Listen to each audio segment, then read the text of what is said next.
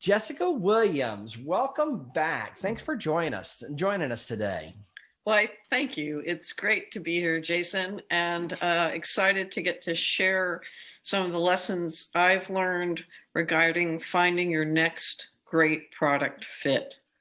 So without further ado, let me go ahead and share and go into presentation mode and get us started.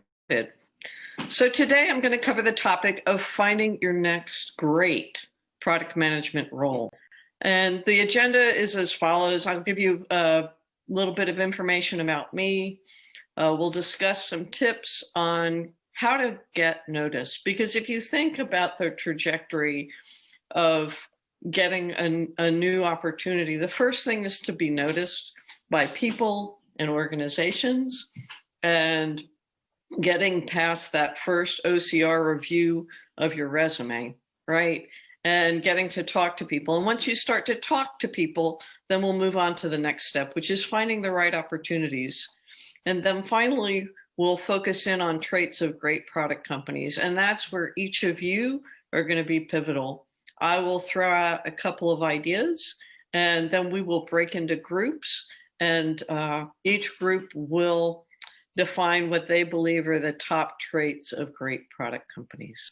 Okay, hang on, show anyway. Parts of this slide didn't show. Okay, here we go. I was going to say, Jessica, your presentation mode, it might be on another screen because we're still seeing the static Google Doc. Okay, let's see. Let me come out of presentation. Let's see. Are you seeing, is it any better? I just have one screen. Let me see what you see. Yeah, I'm seeing the introduction slide. Perfect. Great. Glad we can figure this out. So a brief little bit about me. I initially started my higher education at Rice University. I have a degree in electrical engineering.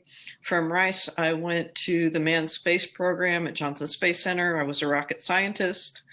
After working for a large government organization that had a 2-year feedback loop in terms of, well, how good was that design?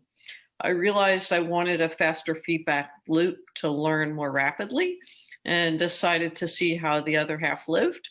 So went into small private enterprise as a software engineer. More recently, my interests pushed me toward reading more about the intersection of technology and business. And that's what led me to product management. And today, I am currently a senior product manager at OnSolve for their AI ML risk intelligence product.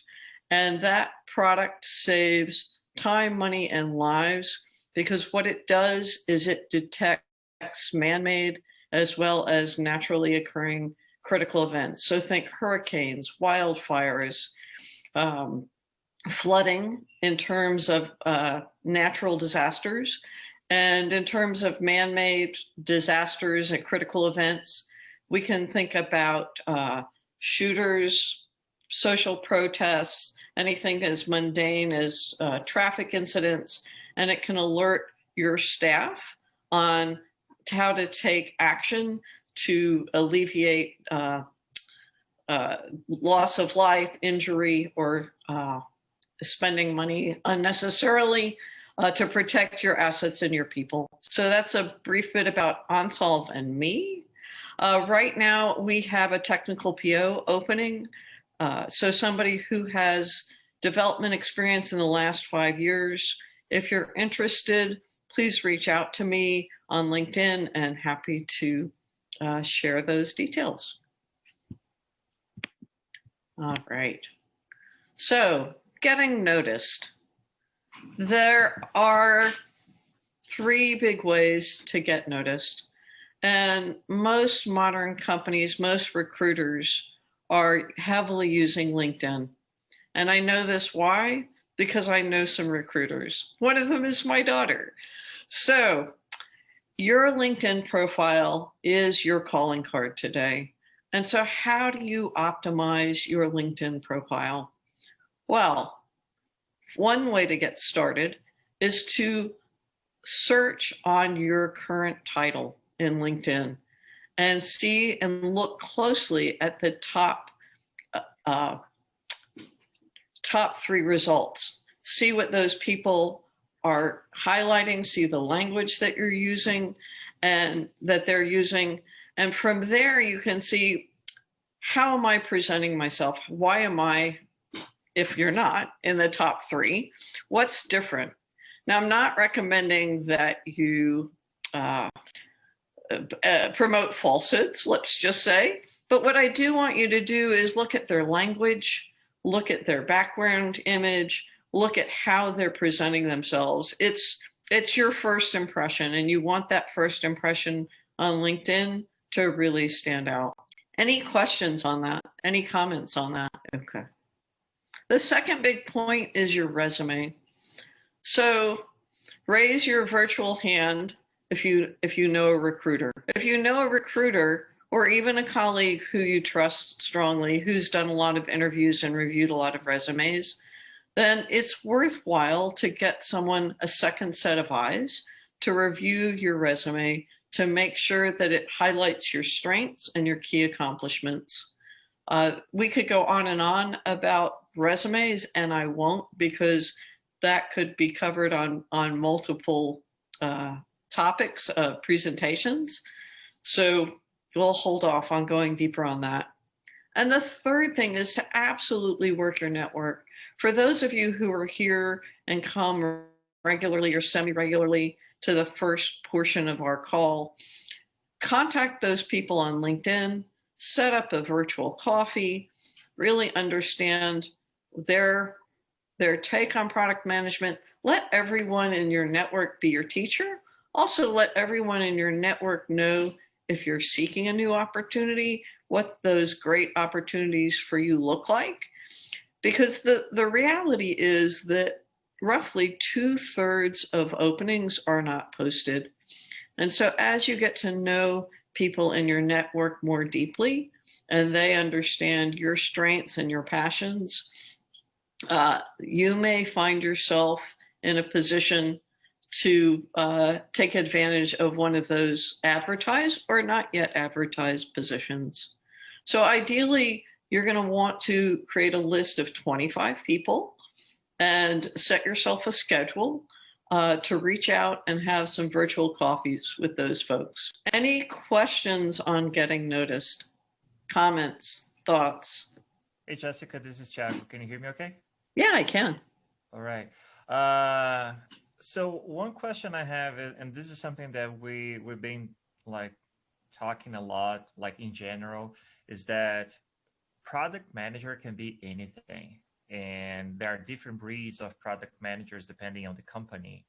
So when you work through the results, right, and you highlight your accomplishments, what type of advice you have for people to like that want to be exposed to a different type of industry they have not been exposed to before, right? Or they want to develop some competency that they are too tactical and they want to become more strategic because that's how their company treats product management. So how would you like what type of advice you would give, right, when crafting your LinkedIn profile? Well, always accentuate your positives. And the second thing to do is, to your point, is if you feel that your company, for example, is too tactical and you wish to grow to a more strategic role in a company that takes a more strategic approach to product management, I think that learning how to ask the right questions when you network and when you interview helps you determine, first of all, where that next opportunity is that's a good cultural fit for you. So a company that does focus more on strategy. That's one approach. The second thing to your question, if I understood you correctly, how do you learn more about what you feel are the gaps in your product management experience? I think if you can treat every colleague as a potential mentor and teacher and learn from their experiences, I think that you can learn what worked and didn't work from them, and then try some of those things out as you go. Did that answer your question? Yes, it does. Thank you. Great. Other comments and questions? Great questions, by the way. Hi, Jessica. Andy Bowden here.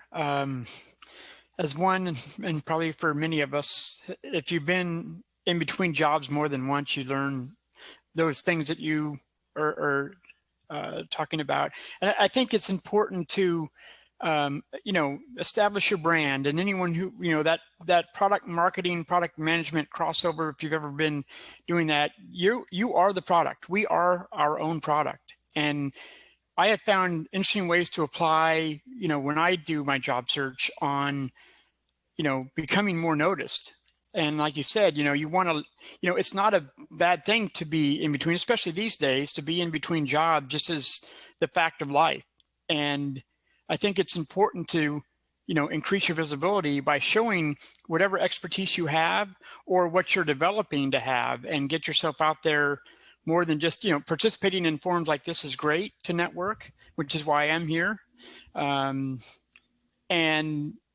to even maybe push yourself to even, in product camps are great examples of putting yourself out there to actually present whatever your expertise is in. And, the way product camps work, right, is you can submit your paper, get it voted on, and maybe you'll get to speak at a product camp, maybe you won't, or some other forum like that. But I think that's also a great way to get yourself out there and show your brand and show what your worth is and what your value is to a prospective company for your next move. Great points, Andy. Other thoughts, other feedback? I just have one comment to add to Andy is, yes, I agree. You are the product. When I was trying to actually shift jobs, I found out I'm not very good in writing about myself, right? Hey, you have to accentuate yourself in a resume. So I found out my resume was a problem. So I actually hired somebody to write my resume. I told them what it needs to have. I gave them the bullet point. So I did have somebody do it for me because I knew that I was not very good in writing about me. It's probably because I've been taught like that. Don't talk about yourself too much. So I understood. So it was very difficult for me to do that. So that's another tip for people who think the resume is not good enough. There are people available on the internet. You can even go to Groupon to get a resume writer. That's what I did. Yeah. For $70, they wrote an excellent resume. We went back and forth. They would edit stuff for you. They will make it the way to represent you the way you want to represent it. So things are available. Just wanted to put it out there. Yeah, no, there are definitely a lot of resources out there, both for a fee and for free.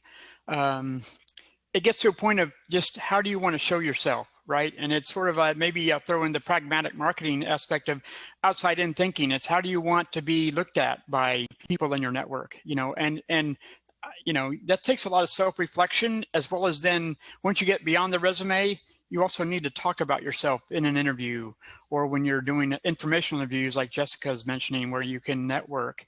And you have to do it more than once. Like everything else, you got to practice. And, a lot of us are not extroverts. I've never been accused of being an introvert. So, but it is hard for a lot of people. But you just got to get yourself out there at certain times. Great points. And also, Soumya, if you could put in the product coffee notes for today, the URL to the folks who edited or created your resume, I think that'd probably be a good starting point, since it sounds like you were pleased with their results. Yes. Yeah, definitely. Great, thank you. Other comments on getting noticed? Yeah, sorry, this is Mark. As someone who not too long ago was in the job market, I would say A couple of tips on the networking. Number one is don't have your product coffees or your meetings asking for a job. The goal of those is really to learn more about the person's position, to find out who they may know, either at their company or other companies, but you're not really asking them for a job. And I think it's important to let them know that initially. The other thing is go into those meetings prepared with very specifically what you're looking for, or as specific as you can get, because having been on both sides of that, generally companies are looking to fill a very specific need. So kind of going in and saying, I'm looking for a product management role, as we know that may mean a few different things. So if you get more to the functional aspects of it, maybe they call it something else. So it's not necessarily product management, it's strategy, or it's whatever. So be as specific as you can in terms of what you're looking for. What I found useful also was having a list of anywhere from 15 to 20 companies that I was interested in as well. Sometimes it's also good to have a list of companies you're definitely not interested in. And I found a few of those as well. But go in with a list of companies so that when you're networking, you could say, do you know any people at any of these companies, and be as specific as possible. Great tips. Absolutely. So what does it mean to find the right opportunities? I think to echo what we've heard just moments ago, you need to know your brand. So what's your special sauce? What do you bring that others might not to an organization? So why do you add value?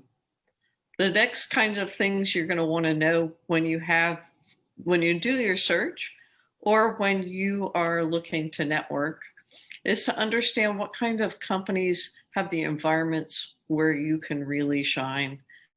Is that a B2B? Is that a B2C? Is it consumer packaged goods? Is it cybersecurity software? There are many verticals, there are many horizontal places that are in need of product managers. Also, is company size and stage important to you? Do you like the excitement and breadth and intensity of a small company or a startup? Do you prefer the pros and cons of being in a medium-sized company, or is a large company with all of its strengths and challenges the best fit for you? And I think going in and understanding what it is that is the best place for you to either use your special sauce and or grow the kinds of skills that you want to grow are things that you need to consider when you're looking for the right opportunity. So this is the heart of the conversation for today, are traits of great product companies. And these traits are the kinds of things that we're going to break up into small groups and discuss in a moment. And I wanted to start by just offering up a couple of possibilities that these are traits that I find are important for great product companies of each of these sizes. So for small startups, the situation you have there is they're in a race against time with the money that they have. So driving toward that just right product market fit is of the essence. And they will make a lot of compromises. Each person in that startup wear multiple hats. But that's really their goal from a product perspective, that they need to make some money before they run out of money. And their goal is either to be profitable, to be acquired, or to go IPO. For a medium-sized organization, when you are transitioning from that small startup where tribal knowledge is how things are communicated and things are generally not written down, they're in people's heads and they're communicated verbally, having sufficient processes, so writing things down, using Confluence or AHA or something else to track your requirements, not just a spreadsheet with 1 or 2 notes, is important. An innovative culture, How many ideas are they exploring every week for new product features and new ideas? What are their means for customer engagement, a voice of the customer? Are they gathering that information both quantitatively and qualitatively? For enterprise companies, the biggest challenge is a lot of times they do have processes, and the challenge can be whether or not they can innovate within their core teams as opposed to simply buying the ankle biters. Are they nimble? Do they adapt to changes in their marketplace? And finally, are they listening to their customers? And how are they listening to their customers? And are they basing their decisions based on appropriate degree of that customer feedback? So rather than having a broad conversation with everyone to discuss traits of great product companies, I'm going to hand it back to Jason and let him break us into groups so that we can, in our small groups, discuss what we feel are great traits of different size product management companies. And then at the end, Jason's going to bring us all back together so that each group will present their top 3 traits based on the size of the organization their group is assigned. So back to you, Jason.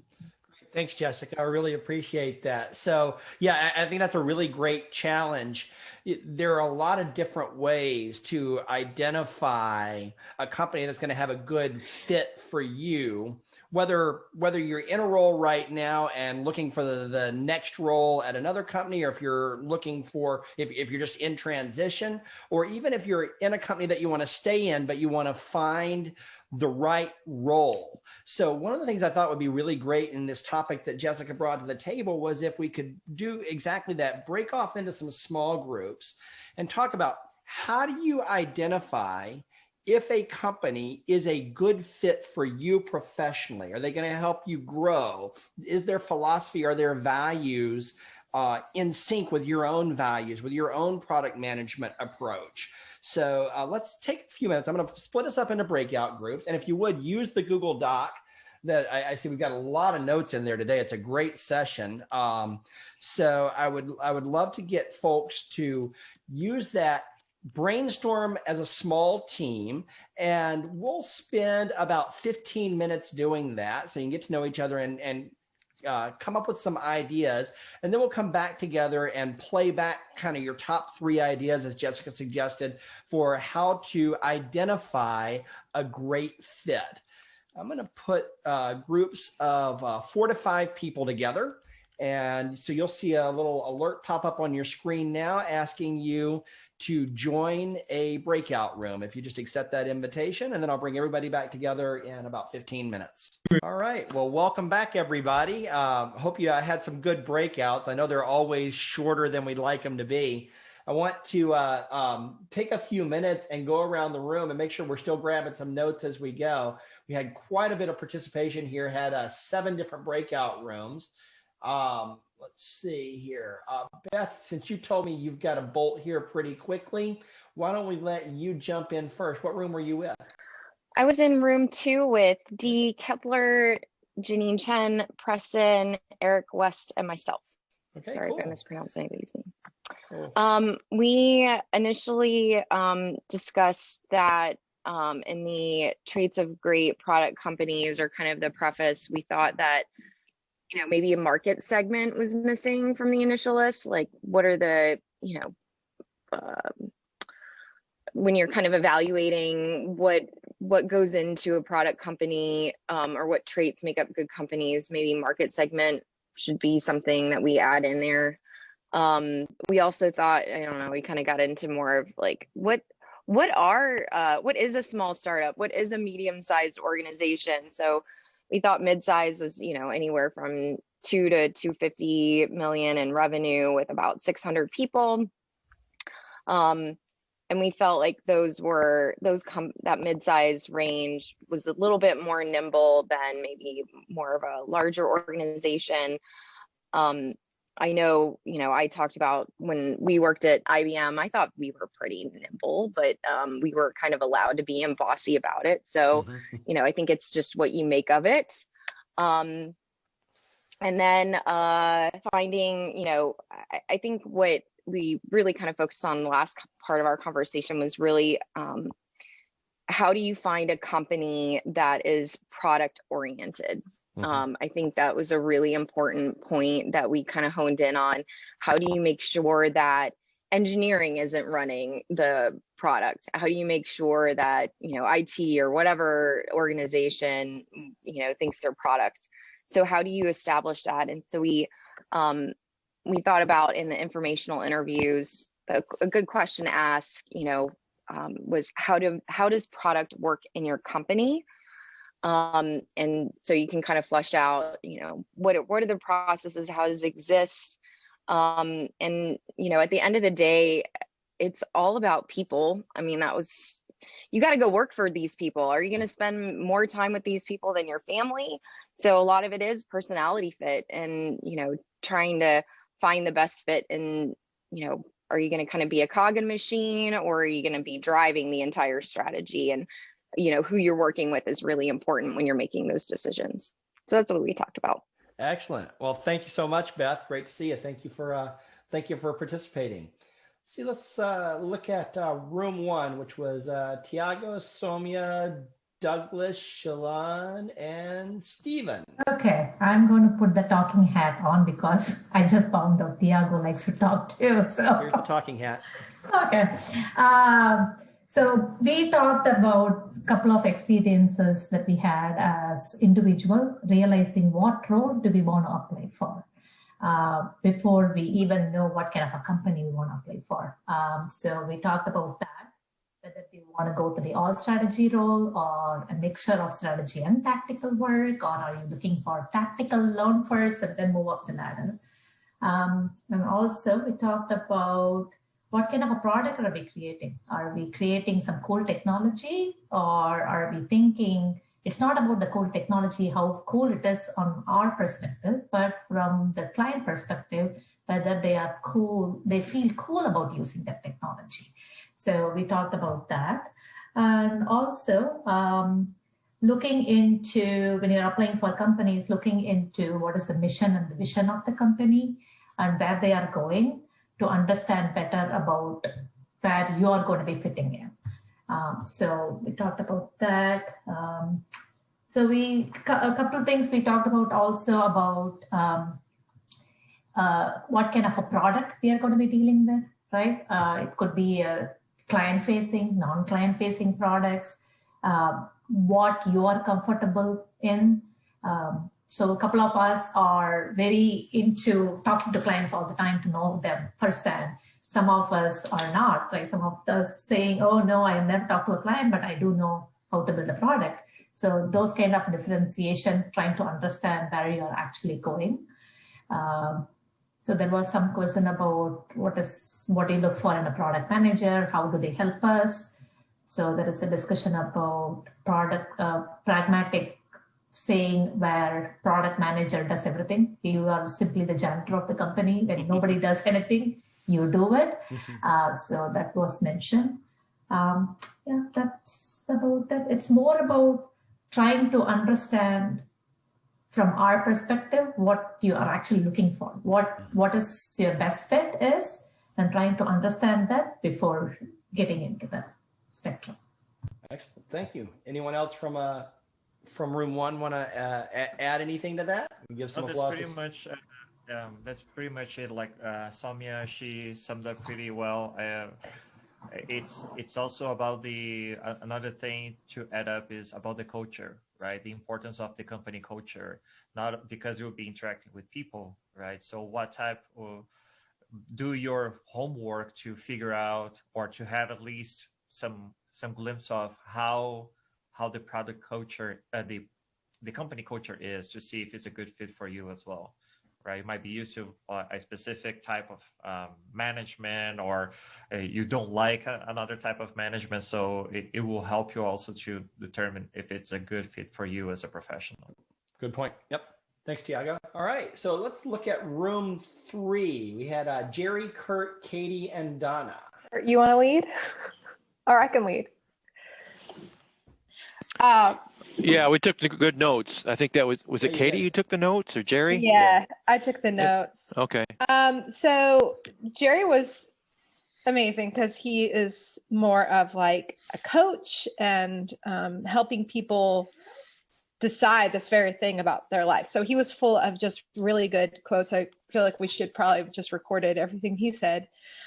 But Jerry said people are better at judging the companies than deciding what they want for themselves. It is a lot easier to find a job than build a life. Mm-hmm. And then we talked a lot, and Kurt kind of made this great quote, which is it's easier to know what you don't want than what you do want. Like able to recognize in the moment, like, oh, well, this doesn't feel right. Then actually being able to articulate what you are looking for in a role. Donna made a really good point where there's a lot of confusion out there when you're looking for a product manager role. You read the description and you're like, okay, what are they asking for? Are they asking for a project manager? And I even put scrum master, a product owner, product manager. There's a bunch of different terms out there where you're like, they're really looking for those unicorns, you know? So that's one of the things that I guess we all are, these technology unicorns. So maybe that's what our title should be, who knows? And then I made the point that no matter what the size, culture is key at any company. So you interview at a place and it really, some of that is just undefined until you really are meeting with people. And honestly, probably until you're there for about a year to know if that's really the right culture for you. It's kind of that, just that gray area where you don't really know until you're in it. You know, you can look at their website, and Jerry made this good point too. You want to do your research. It's worth researching the companies out there, whether it's Glassdoor or even just Googling them and seeing what's out there about them. And then also just the point that Jerry made is really with this role, networking is the main focus for finding a new job. It's so much more than trying to find, you know, it doesn't really work to go, I guess, the normal routes that most people do, going to websites and trying to search for different postings. It really is all about networking. Yeah, right now there are about 250 applicants for every opening. So just getting to that first interview with the recruiter by having an internal referral, which is typically a result of your network, is a critical first step. And when I was doing a lot of hiring, I was specifically looking to, I wanted to interview the top 3 candidates that came through the process. And then if I didn't like any of them, I'd go back and get more. But yeah, you're right. 250 would come in. I might see 10 of them as a VP of product, and I'm going to pick the top 3 to actually spend some time with. So you're right. You know, those personal relationships really do make a difference. And that helps you understand the culture of a company to begin with as well, right? But I think one of the things that I heard you a lot in all 3 of the last teams is a huge part of it is relying on your gut and trusting your interpretation in the moment as you're connecting with people. Trust that interpretation to determine if there's a fit. Why don't we swing over here? Charlie, you're on my screen, so why don't we swing over here to room 7 that had Anthony, Sunil, Jay, Charlie, and I made a little bit of a moment in there, but I'll let you talk about it. Hey, Jason, I'm going to take your hat. I want to see your hat and raise you. Okay. Yes, I love it. So this will be the talking hat from now on, all right? That is fantastic. That is a beautiful hat. Thank you, sir. Appreciate it. So I believe it, I actually had this in the house. So that's the scary part. All right. The fit, we took a little bit of a different approach. Fit really depends on the stage of your career, where you're at and what you're looking for. I mean, obviously, we talked a little bit about background and what you're willing to put up with to go find a company but it's also more important where you're at with your current career. And we kind of came up with 3 categories. You're either happily employed, unhappily employed, or unemployed. So obviously, happily, this is kind of a Captain Obvious statement, but it's best option for researching and finding fit is when you're happily employed and understanding what you want to do. Because you've got a job, you like what you're doing, you're getting paid. It's a time to kind of figure out where you want to go. If you're unhappily employed, at least you're getting paid, but it's also a good time to start looking for that fit. Obviously, being unemployed is hard to focus on fit because you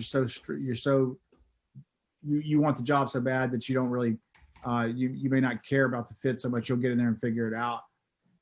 Regardless of where you're at with those, I think what we came up with was developing a set of specific questions around their product direction, who defines it, how defined the process is, have those questions ready to go, and really kind of try to pull it out, because we equated, interviewing to dating, right? Everybody's on their best behavior, but so you nobody, they're not going to tell you everything that's wrong, but you got to try to give really pointed questions and try to pull that information out of them during that process, so that you don't walk into a storm, if you will, something that they sold you something that wasn't true. So Anthony, Snell, Jay, you guys got anything else? Well summarized. Yep, Carly, you captured it.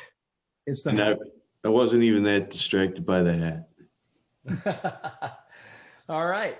Well, it's 9 o'clock, so it is time for us to drop to let folks go to their 9 o'clock meetings. I'm sorry we didn't get to teams 4, 5, and 6. But if you would, drop your notes in the document as well. And if anyone wants to reach out to me through LinkedIn Messenger, if you were on one of those teams, we could certainly record a little short video to throw out on the YouTube channel with your insights and thoughts as well. Give you a little bit of exposure and thought leadership opportunity as well. So reach out to me on LinkedIn if you'd like to do that. And we will see you next week with Paul Young from the Pragmatic Institute to talk about pricing strategy. So everybody have a great week. It was good to see you, and happy holidays.